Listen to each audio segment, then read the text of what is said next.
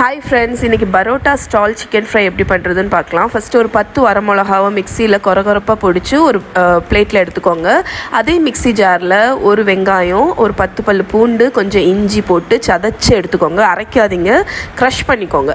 அதுக்கப்புறம் சிக்கனில் salt, turmeric powder, மஞ்சள் பொடி, அப்புறம் காஷ்மீரி சில்லி பவுடர், அதுக்கப்புறம் garam masala powder, lemon juice இவ்வளோத்தையும் போட்டு நம்ம அரைச்சி வச்சு அந்த சதைச்சி வச்சுருக்கிற இஞ்சி பூண்டு இருக்குல்ல அதையும் போட்டு நல்லா மிக்ஸ் பண்ணிடுங்க. இதில் நம்ம க்ரஷ் பண்ணி வச்சுருக்கிற சில்லி ஃப்ளேக்ஸில் பாதி ஆட் பண்ணி பாதி தனியாக எடுத்து வச்சுருங்க. இது ஒரு அரை மணிக்கூர் ஊறட்டும்.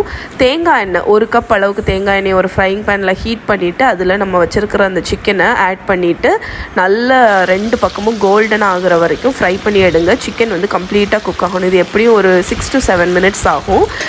ஸோ சின்ன சின்ன பீசஸ் ஆஃப் சிக்கன் போட்டிங்கன்னா டக்குன்னு குக் ஆகிடும். இப்போ இதை வந்து குக்கான சிக்கனை நல்லா வடிகட்டி ஒரு பிளேட்டில் எடுத்துருங்க. அந்த பொரிப்பு எல்லாத்தையுமே எடுத்துருங்க. அதில் நிறைய எண்ணெய் இருந்தால் கொஞ்சத்தை வடிகட்டிடுங்க.